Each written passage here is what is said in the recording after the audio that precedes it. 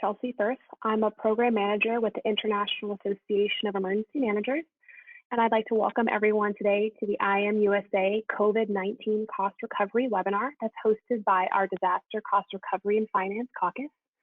At IAEM, we maintain more than 20 committees, caucuses, and ad hoc groups in a variety of subject areas.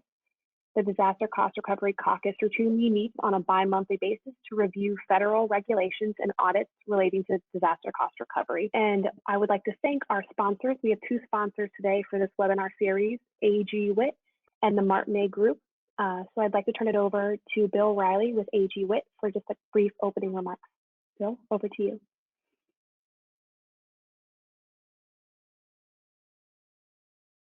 Thank you, Chelsea. It's really a pleasure to be here and to be co-sponsoring today's webinar along with Mike Martinet and to be part of this panel of some various named members of the emergency management community. I will keep my remarks very brief in the interest of time and in the interest of getting to some subjects here today that are very important to all of us. But my partner, James Lee Witt, along with the rest of the organization at AG Witt, are very pleased to be here and participate in this. Chelsea? Bill, thank you. Now I'd like to turn it over to our other sponsor, the Martinet Group. We have Mike Martinet, who is also the chair of our Disaster Cost Recovery Caucus. Mike? Thank you, Chelsea. Good morning, everyone. Thank you for joining us. We're over 100 participants right now. And in the interest of spending more time on your Q&A as we move through the program, I'm going to defer my remarks. I think many of you know who I am and what I do, and so that's going to be enough of that. So what I'd like to do then is introduce our panelist, Ernst Abbott. Ernie is the, well, he's an attorney. And oh dear. Oh, but he's a good attorney. He's on our side. And for my money, Ernie's claim to fame was one of his claims to fame is that he was the chief counsel at FEMA back in the day when they had very few attorneys there. And in the Clinton White House, and since Ernst left government service, he has worked extensively with applicants to defend their positions when FEMA or the Inspector General has sought to take back funding. With that, Ernst, if you just talk about, and Ernst was on our first webinar about a month ago, and what's changed and what's happened that would be important to our participants this morning, Ernie? I think anything about what's happened since that first webinar. The first webinar, I think, was shortly after the president declared an emergency under the Stafford Act, which ended up being 56 declarations in 56 jurisdictions. That was an unprecedented application of the section of the Stafford Act that allows the president in a narrow situation to make a declaration without a request of the governor. I think we've now had declarations of disaster in virtually all of the states since then, and all of those, of course, were issued with the request of the governor. But we have not seen a significant increase in what FEMA would be willing to pay for since the initial emergency protective measures and emergency declarations took place. The normal programmatic change when you go from an emergency declaration to a major disaster declaration, which opens up a significantly increased scope of eligible work, permanent work particularly, has not happened. And I think that's largely because this disease emergency, disease disaster, is one in which the facilities, we don't have a lot of debris removal. We don't have buildings that are damaged and have to be repaired. FEMA has issued a series of guidance, and most recently they actually came up with a shortened, simplified 35-page application process for COVID-19 emergencies that came out last week. And it's really, I guess, a relatively simple one. We believe that you still have, when you're seeking funding from FEMA under COVID-19, the same 5% management costs ability to recover. So the fact that there will be some significant costs in administering the FEMA assistance is, that's good news.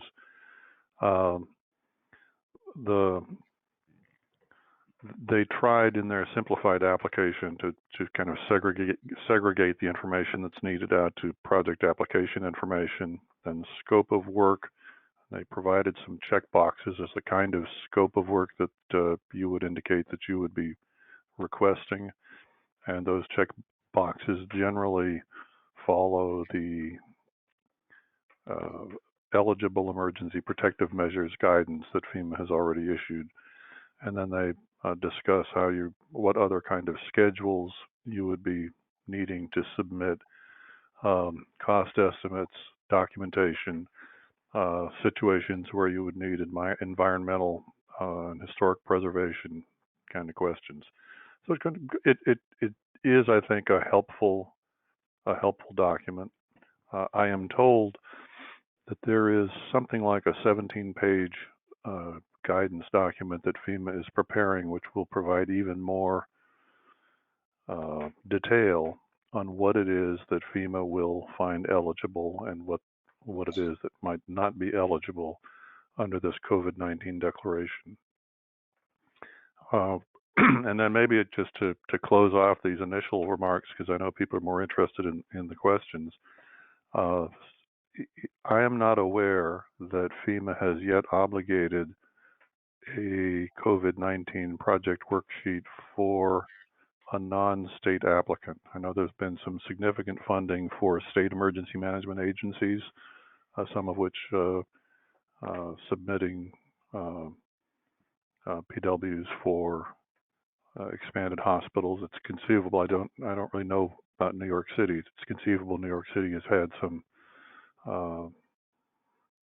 projects obligated, but at the moment we're still dealing with the state level assistance, mission assignments to the Corps of Engineers and such, and so we don't yet really know how quickly FEMA is going to be able to process the many COVID-19 projects from all 56 jurisdictions of the nation.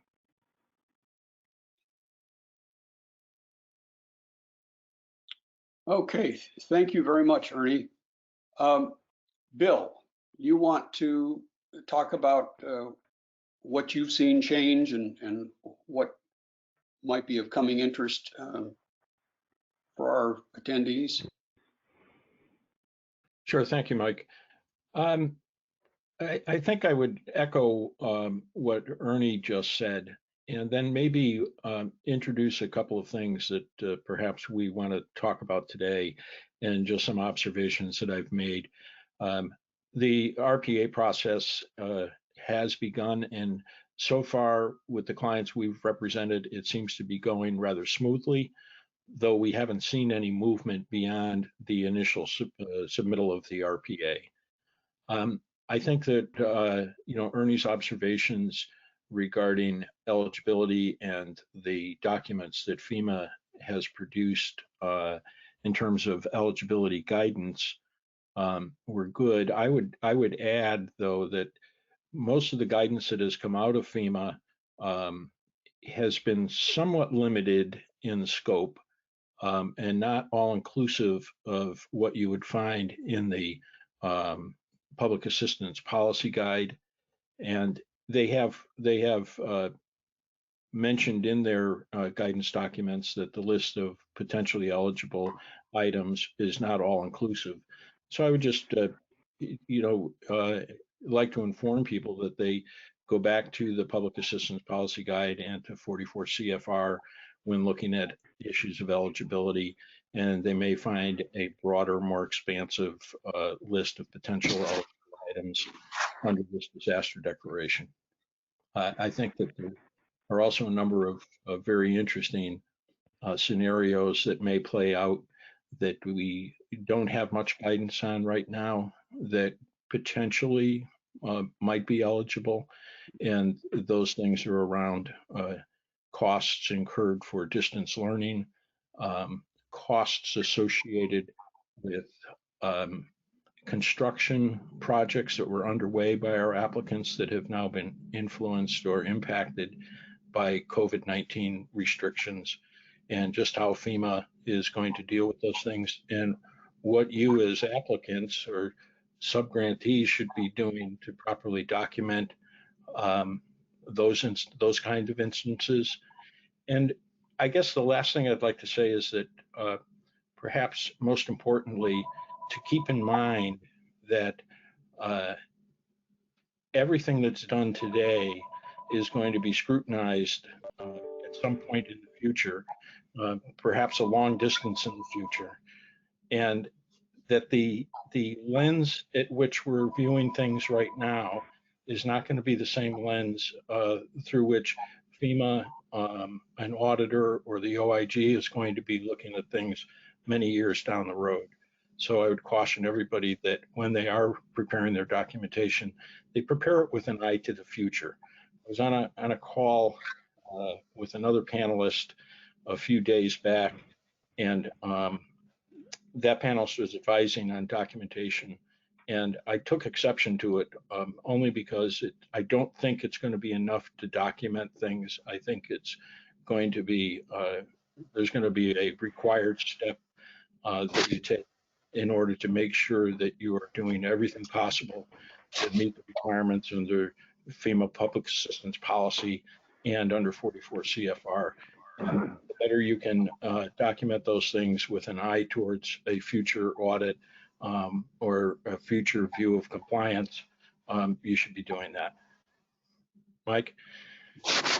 Thank you, Bill, and I would agree, and I neglected to introduce Bill properly. He's the founding partner and executive vice president with AG Witt. He's got more than 40 years of leadership and experience in state, county, and local disaster. He's worked more than 60 disasters, including Hurricanes Florence, Ike, Harvey, Maria, Sandy, A, B, C, D, E, F, G, floods, and the 9/11 World Trade Center. So Bill comes to us, delighted to have him with lots of unfortunately good experience, Bill. Thank you. Which brings us to Carlos Zapata, a senior manager with Ernst & Young. Carlos is a senior manager at Ernst & Young in the Insurance and Federal Claims Services practice in New York. And Carlos deals with complex insurance claims and federal disaster grant management. He has familiarity and worked with both FEMA and HUD, Housing and Urban Development. And he's worked with power and utilities, financial services, retail and consumer products, and state and local government authorities. And with that, Carlos, give us your last 30 days look backwards of what's going on and what's changing from the New York and EY perspective. Thank you for that introduction, Mike. I think just really echoes already what Ernie and Bill have mentioned.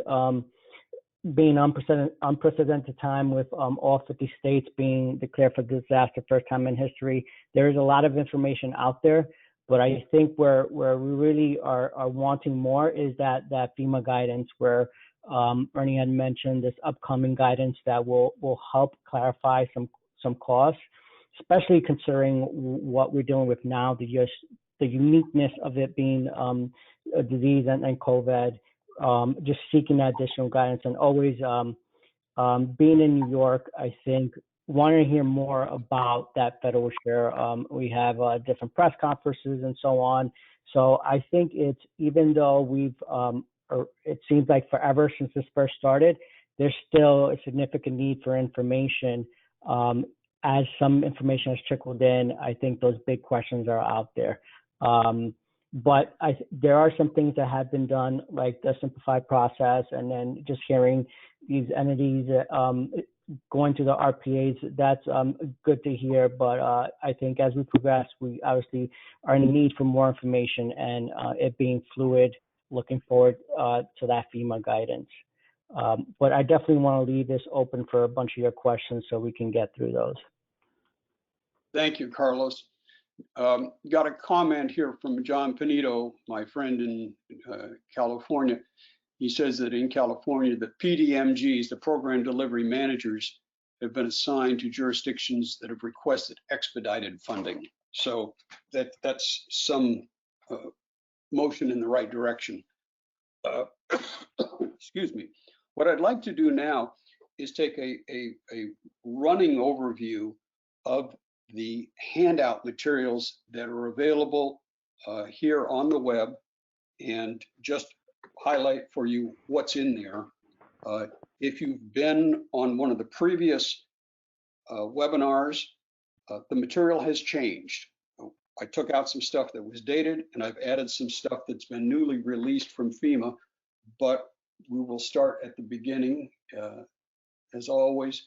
So page 1 is the announcement of the president declaring the COVID emergency. Page 2 is eligible emergency protective measures. So this is what we've got to go with right now. Is this 2-page document. Then we've got non-congregate sheltering, delegation of authority. So this is a sea change for this disaster. Normally transitional housing, where people are moved into individual units like an apartment or a motel or a trailer. FEMA always reserved that and would never reimburse a state for that, or a local jurisdiction. Only FEMA could do it.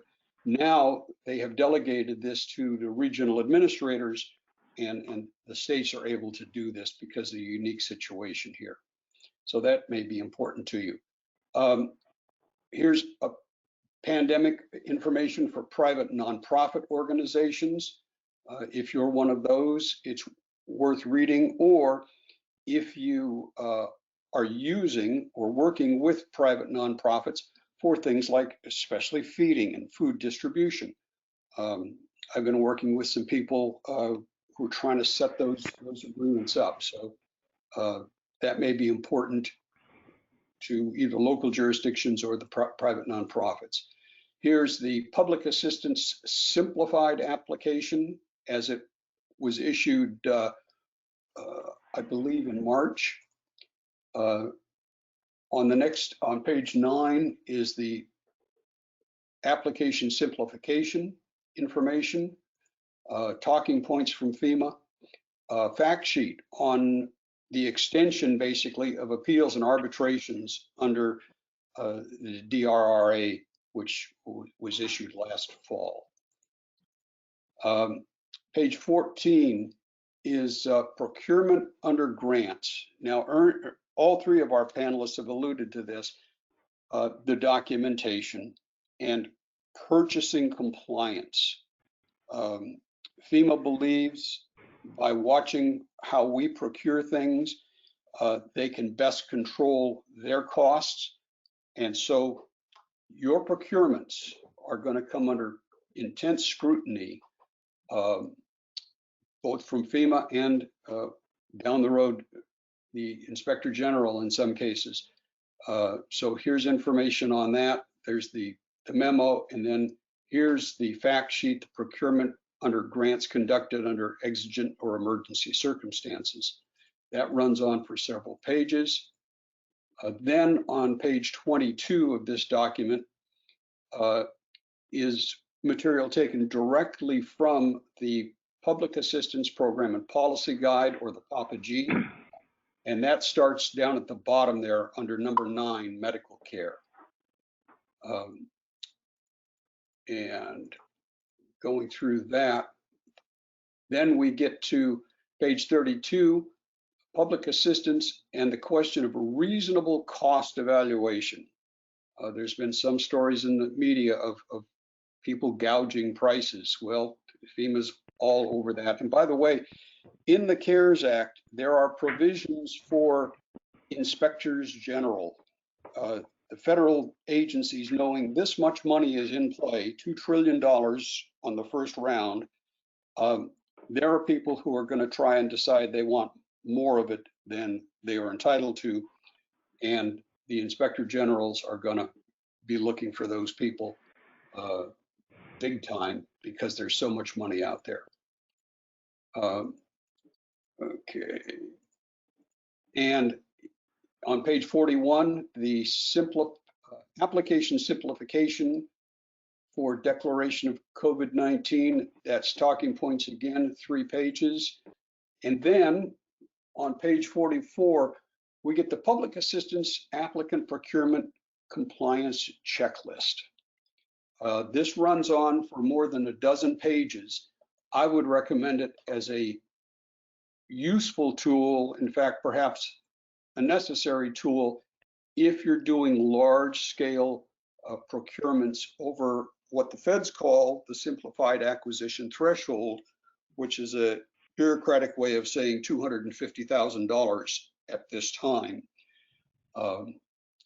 And over that amount, you're generally going to need sealed bids and have to go through procurement very carefully, because most local agencies, their procurement ordinances do not meet federal requirements. So for many agencies, procurement's going to be a very high risk endeavor. That goes on for quite a few pages. Then the public assistance deadline, the deadline for filing your RPA or request for public assistance. Some of our panelists have already mentioned this. This date, over several weeks into this thing, in my opinion, there should be no local jurisdiction that has not yet filed this. They have extended the deadline to an indefinite date, but nothing else happens till you file the RPA. You can't get into the portal. You can't begin to do anything. So I think it's very important that you get that filed post haste if you have not already done so. This is a new item that was not in the previous handout. Purchase and distribution of food eligible for public assistance. If you're involved in this at all, you need to look at this document very carefully, because it will give you the parameters of what will and will not be paid for. And it's not to say that there won't be additional clarification on some of these things. This is a recent one, the Disaster Financial Management Guide, a couple of pages there. This is the Disaster Financial Management Guide, just came out this month. At the bottom, you'll see in a box in red there is the URL for this document. I didn't want to dump the whole document into this, but I'd recommend that you get this, because this is going to have pretty current information in it. And then another important one that's added since the last series of webinars is coronavirus PPE for non-healthcare. So if you're involved in that, and I think probably most of you are to some degree, become familiar with this. So that's everything that's in the current one, and I'll endeavor to keep this updated, taking out obsolete stuff and adding new materials as we go through. So that is our handout for this webinar. And now, to get back to what I think is probably a more important part, is your questions. We've got one here from Christopher Jones. How do you envision how FEMA will manage the documentation and auditing of public assistance to COVID-19, considering the limited resources of FEMA and the IG when managing for the first time in history claims from all 50 states, 5 territories, in every county and probably every city, town, special district, and PNP? Seems like an impossible task. The question, might the closeout process become more streamlined and audits focused on the largest jurisdictions? Let's start alphabetically. Mr. Abbott, please. I haven't seen yet any indication that there is an intent to streamline the documentation requirements. Interesting. We've had some clients submitting an RPA. They had been an eligible applicant before, and suddenly there were new requests for documentation of legal responsibility that I've never seen in an RPA part before. So I think FEMA is at least setting up its processes in a way which is assuming that you're going to continue to comply with all of the documentation normally required in a public assistance program application, even though you do have the ability to do non-competitive procurement during the period of the public health emergency, although you have to be able to demonstrate that your costs were reasonable. I will say with respect to the auditing, and I'm curious about the thoughts of the other panelists, is it seems to me that the amount of money that FEMA set aside for the OIG from the $45 billion that they appropriated to FEMA in the CARES Act and in the $100 billion that the initial CARES Act appropriated for HHS, that the allocation of money to the OIG was smaller than I would have thought is normal given vast sums that are going to be flowing out. So that it may be that the OIG audits won't be able to be as thorough or cover as many applicants as is normal, unless Congress comes back and appropriates more money to the OIG. Okay, thanks, Ernie. Mr. Riley, please. Yeah, I guess I'll follow up on Ernie's comments.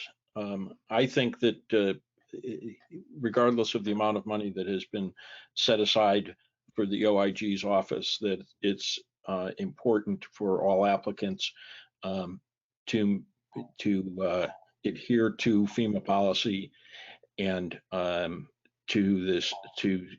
the provisions of the Code of Federal Regulations. I think that there may possibly be additional funding that comes in future years as concern about oversight might grow in the future, so that I think that it's always safest to try to adhere to policy and adhere to the guidelines that FEMA has put forth in order to protect yourself when viewed down the road through the lens of compliance. I agree with that.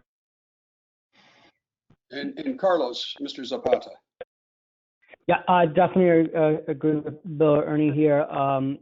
I won't pretend to know exactly how FEMA is going to handle this overwhelming amount of documentation. But the key here that we don't want to anyone escape from is that documentation is key, and there is no escaping maintaining and follow those proper processes to stay in compliance with what FEMA's expectations are. I imagine they will find a way to get through this stuff.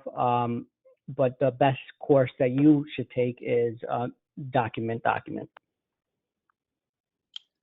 And Mike, it's Bill, I'd like to jump back on the original question that was asked about how FEMA is going to process all this and the speed at which they might be able to do this. And I think that we all need to expect that it's going to be a long, drawn out affair that because of its unprecedented size and scope, that it's not something that FEMA is going to be able to, from a resource standpoint, to speed along very quickly and get the money out to the applicants in a very quick fashion.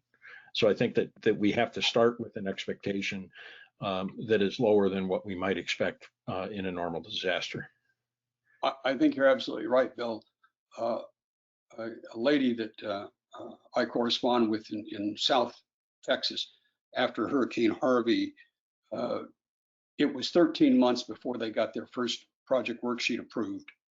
And that's in a year when we had 3 bad hurricanes and a bad fire, not nearly as national in scope as this thing is. So it could easily drag on for years, very easily. Paul Johnson asks, it appears the CARES Act funding will cover much of the same expenses as FEMA public assistance. Why do you think Congress did that? Carlos, let's reverse the order and start with you, please. So I think with CARES, it does bring in some new elements, maybe for lost revenue that FEMA would not cover. There are definitely maybe some scenarios that you would have to pick out as you're going through it to see, okay, what bucket does this fit? It's definitely an opportunity where they're making funding available and trying to help as much as possible with the different scenarios. I don't know what all I don't have a checklist right now of what would be covered on each of them. So I would say we would have to challenge ourselves to look at it by scenario, but also really think about that there isn't any duplication of benefits. So you want to keep in mind, as you think that it may seem like it's cutting across both, making sure that the funding, it's only being received by one source there for that particular scenario. Thanks, Carlos. Mr. Riley. Yeah, I agree with Carlos. I think this boils down to duplication of benefits, and I think it's imperative on all applicants to very carefully follow the expenses and the eligibility of expenses and try to segregate those that would be reimbursable by FEMA and not submit those to other federal agencies, but submit them to FEMA and use the other federal dollars to maximize what might be available to them. And on the topic of duplication of benefits, there are going to be a lot of private nonprofits that are affected here. And I think that there's another area of duplication of benefits that's going to be important to the, particularly to the colleges and universities and the hospitals who have active fundraising and development activities throughout the year, and that they need to be cautioned to be very careful about how they are raising those funds, to be very careful about restricted donations that might be for items that would otherwise be eligible under FEMA funding, and to channel those efforts in a manner in which they can maximize the funding for FEMA, maximize their fundraising and development activities for other potential expenses, including non-federal cost share. And Ernie, let me slightly modify this question a little bit. What about the strategy? Because it seems to me that strategy could be very critical here, as Bill just averred to, being careful, to avoid duplication of benefits and fundraising that would take FEMA or other federal money out of your pocket because you got it from your donors and alumni and so on. Okay, let me focus on the healthcare part of the CARES Act tranches, the 100 billion in the CARES Act relative to the FEMA money. There were a bunch of other appropriations that were in the CARES Act, and probably the analysis will be similar, although I haven't personally done the analysis for all of the different types of funding. For the CARES Act funding, as Bill mentioned, it's critical to focus on what is the CARES Act, what is HHS basing their funding for? And if it is for lost revenues, and I think there's a good argument that the first tranche of CARES Act funding, I think it was $30 billion, went out based upon the hospital's prior year Medicare receipts, dollars. I think that's pretty clearly not based upon specific actions going forward. It's more of a making up for very significant lost revenues. I would try and put that payment into the lost revenues camp, and then FEMA does not reimburse lost revenues, and so there would be no duplication of benefits. Again, on the healthcare side, FEMA has traditionally been very reluctant to pay for any medical care, and that's in part because they believe that medical care is generally paid for by patients in the bills that they pay, by insurance companies, and by Medicare and other programs of that type. So one of the things which is part of, let's say, the Medicare costs of service is some kind of overhead cost for the building or supplies and so forth. So you have to think, how will one demonstrate that in the documentation that you put together, that the costs that you're incurring for medical care are not ones which would be recovered normally in the Medicare payments or insurance payments that you would otherwise get. And what unnerves me a little bit is that that's really the way you would try and control for duplication of benefits, but that is a very complicated process. You know, looking back inside, what is the basis of all of these different healthcare rates? And I sure hope that that's not the level that FEMA decides it has to go to. I think that the upcoming guidance that we're going to see from FEMA is going to provide a little bit of how FEMA is going to view those types of benefits and what part of them would be viewed as duplicative. You know, we know there are much higher costs, I think, of treating a COVID-19 patient. How that's going to end up, you know, how much of those extra costs are something that FEMA is going to be willing to pay for, we'll have to see. Your thought about a strategy, I think, as you're looking through your documentation of the costs that you're incurring right now for PPE equipment, any other COVID-related supplies, just make sure that you are segregating them carefully as we develop the strategy of figuring out what is going to be FEMA eligible and what is not FEMA eligible. I think right now we're in this holding pattern while we're waiting for the guidance to come out. Okay, thanks, Ernie.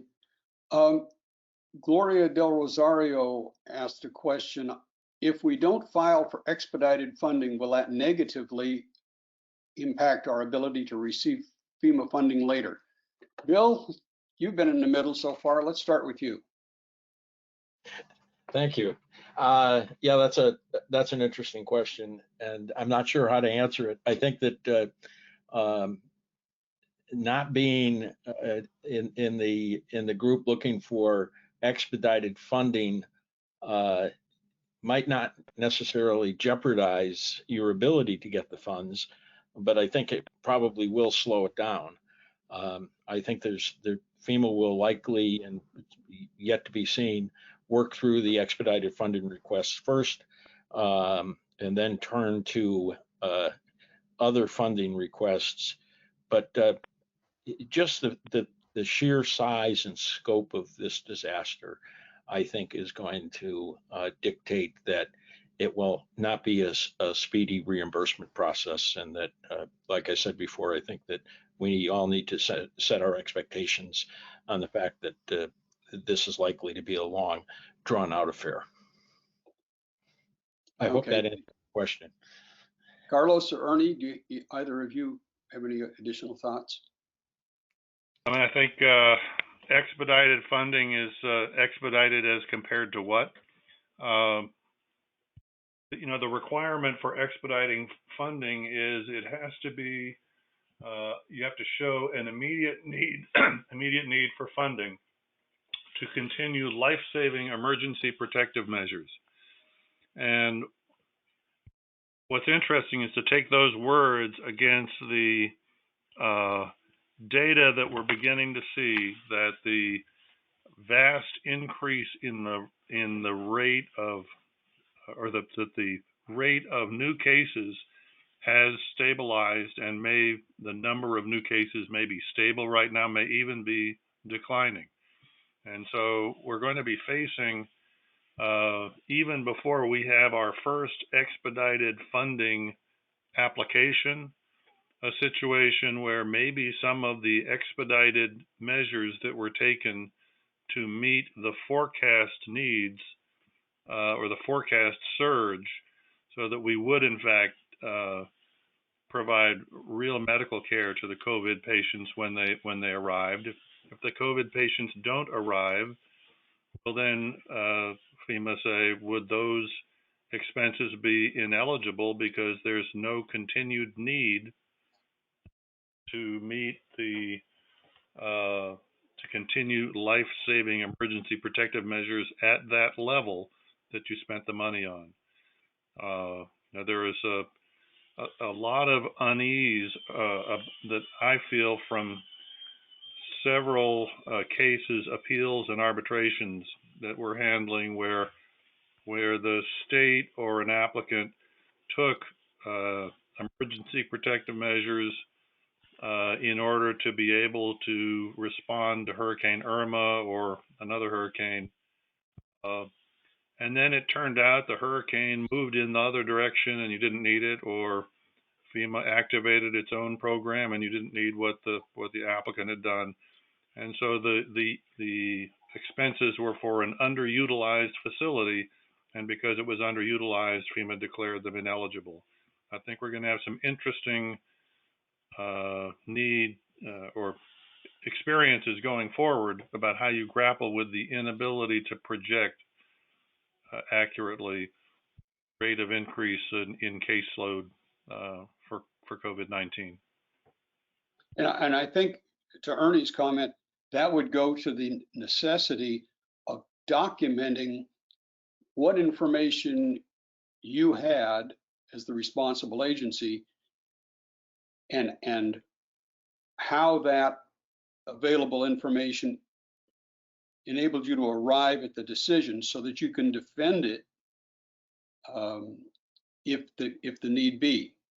Every indication was this was going to happen, and therefore we did thus. So yeah, it's going to be interesting, and the documentation goes beyond just keeping track of somebody's time or the amount of PPE you're furnishing people. It goes back to that strategy issue. Okay. This is from Christy Crosser, our Caucus co-chair, vice chair. Is there additional definition of legally responsible entity to do specific work? Let me give you an example. I was talking to a California agency. They lease 25 different buildings for their employees. They're all full service leases, meaning the landlord's responsible for the janitorial services, the normal janitorial services. Now they want a deep cleaning. I would characterize it as a medical decontamination, so people can return to the offices. And in looking at some of their lease agreements, in one of the leases, it says the landlord's responsible specifically for biological agents. Therefore, that's who's legally responsible by contract, is the property owner and not the government agency. On the other leases, it was not clear. So legal responsibility is going to be a case-by-case finding, probably. And Bill, let's start with you, if you have anything to throw onto that. No, I think you're right, Mike, that a lot of these situations are going to be on a case-by-case basis. I think that echoing Ernie's remarks is that the documentation is going to be very important. And I think that's the theme that's been kind of flowing through the conversation this afternoon, is that document everything. That the lack of documentation is going to get you in trouble. I think too much documentation, while it may pose some risk, I think it's much lesser risk than not having the appropriate documentation. We're in uncharted waters here in terms of a lot of the eligibility decisions that are going to be handed down by FEMA, and a lot of circumstances under which applicants are going to be seeking reimbursement, and case by case is going to be the rule of the day, I think, in a lot of situations. But I think we also have to understand that there are going to be some clearer incidents of eligibility and instances of eligibility, and that we need to follow our normal good procedures, look again, and I'll say it again, towards through the lens of compliance, and just be diligent in everything you do in terms of contracting and in documentation. Thank you, Bill. Let me jump to the next question, because I love this question, and I think it's gonna, Bill and Ernie, you're gonna have as much hair as Carlos and I do when you get done thinking about this one. This is from Jason Reed in a Northern California city. He says, my city is hosting the EOC for 2 other cities and a fire JPA for a total of 4 different agencies. My question is, should each agency be independently responsible for purchasing their own items and later filing their claims to FEMA, or is it okay for one agency to purchase all the items for the 4 agencies, charge them for it, and later on submit filings to FEMA on behalf of the 4 agencies? And Ernie, you're the attorney here. Go for it. I'm going to first say, as an attorney, I like to see applicants, clients, doing the sensible thing, where it will be administratively simpler and probably more cost effective if you do a kind of a joint purchasing arrangement such as what you're describing. I will concede, however, that FEMA has been quite skeptical about some joint purchasing arrangements, and so there will be some higher administrative costs in getting reimbursed in that environment. Just on that issue of legal responsibility that you mentioned, we've got a bunch of clients, medical hospital type clients, where they have one organization, which is a nonprofit, that manages a bunch of hospitals, but it is each different hospital is its own nonprofit. So how many RPAs, how many different applicants do you have, all being managed by the same entity, or can the management entity file the RPAs? With respect to joint purchasing, at least in the environment of where we're operating where you do not have to do competitive bidding, I think that there is a good shot that you would be able to defend that reasonable approach. But just make sure that your allocation formulas are sound and that you're able to, between the four jurisdictions, and you're able to do a good job tracing in your documentation how it is, how the expenses are incurred. Ernie, on that, would it be too late, or would it be of any use to put together a short document that documents what they're doing and have the four parties sign it? Or is it too late for that? It's never too late. Okay. And I frankly assume that when they decided they were going to do it, maybe they were good enough to have written it down. Hopefully they described it to each other in a way that they all understood. There are ways in FEMA guidance for mutual aid agreements where you can document retroactively a mutual aid agreement that was done orally before. To the extent you were able to get it down in writing early, that's great. Probably I wouldn't still be in practice if there hadn't been situations where we had to justify actions that were taken without having it be fully documented at the exact moment it should have been documented. Okay. Carlos, any thoughts on this? Yeah, and I think with that documenting process, you just want to make sure you're hitting these key notes, right? So what is it that you're doing? Who all is involved? And being clear on the procedure that you're taking.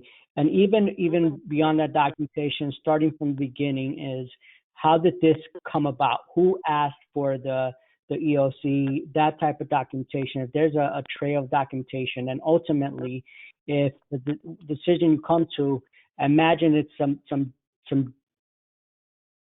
judgment or some thought was put to it. What are those reasons, and is there a potential where you can attach some cost savings or just overlines indicating that logistically it just makes sense for all parties involved? You want to try to hit those key points in that, what lack for a better word here, we could say memo of understanding, key points where it really lays out what you're doing, why. Okay. And Bill, you want to close this one for us? Yeah, sure. I think that in terms of the question of who would be responsible for submitting these expenses for reimbursement, it's really going to go back to any memorandum of understanding that may exist among the organizations represented there, or a mutual aid agreement. And if they don't have either of those documents, I think it should be a good example of why those kind of documents are important and should be in place whenever a community embarks on something like this. Okay, thank you, Bill. We're about 4 minutes before the hour, so going back to our alphabetical order, Ernest, could you give us a 90-second summary of what to be thinking about in the next 2 weeks before our next seminar? Yes. Okay, 90 seconds. Well, I think first, really be on the lookout for the FEMA guidance when it comes out. There will be a lot of guidance. There will be a lot of interpretation of it, and all of it is subject to the words that were used in the declaration about, what are these emergency protective measures for? Remember, the declaration and the very early statement say FEMA can fund eligible emergency protective measures taken to respond to the COVID-19 emergency at the direction and guidance of public health officials, close quote. So think about, have you gotten your documentation about what the direction and guidance of public health officials was? You'll probably want to have something about that in the file. We believe FEMA will come up with some assistance in defining what they think those words, how they translate to all the very operational activities of the eligible applicants out there. But those are at least 3 items to look out for. Thanks, Ernie. Bill, 90 seconds looking forward. Okay, I'll go with 3 items as well, and they've been the common themes today. I think procurement, be very careful of procurement, be very careful of your emergency procurements, and be certain to follow up with a fully compliant procurement as we near the end of the exigency period. I think documentation is going to be extremely important, just as it always is, and keep an eye on compliance when doing everything, and be especially aware that the lens through which people are viewing this right now is going to be different than the lens of compliance that folks are going to be viewing your actions several years down the road. Thank you, sir. And Mr. Zapata, please. 90 seconds. Looking forward. Yeah. Correct. And I think Bill touched on some key points there. In particular, when you're really looking at what at the end of the day, what are the OIG findings? It's definitely the procurement, the lack of documentation, and then we just add that considering all the different funding sources that are out there, definitely keep mindful of that potential of duplication of benefits. And with that said, I know we spoke a little bit on strategy. There is going to be something where you have to really sit down and understand what is covered, what funding covers what, to understand where are you seeking that funding from.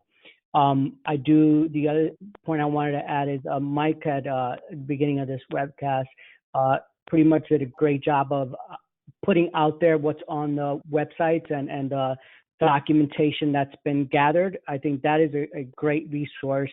I know some of those documents are snippets or excerpts. You can always go back to that Papa D as well. That's online. Thank you, Carlos. We did not get to all your questions. I will get those from Chelsea, our webinar manager, and we will try to add those to our existing FAQs. I want to thank our sponsors, AG Witt and the Martinet Group. I want to thank our panelists, Ernst, Abbott, Bill Riley, and Carlos Zapata.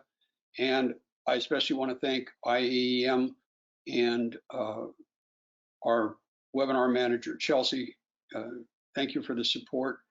And we will reprise this webinar, or a version of it, 2 weeks from today at the same starting time.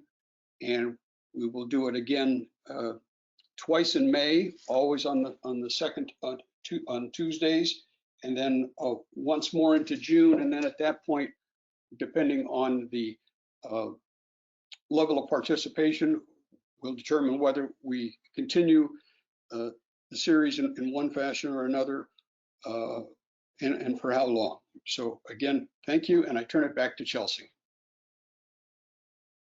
Thank you so much, Mike. Again, thank you to all of our panelists, and thank you to our sponsors for helping us provide this content. And thank you to all of our attendees. The recording will be posted on our COVID-19 resource page in 2 days. Have a great Tuesday, everyone. Thank you.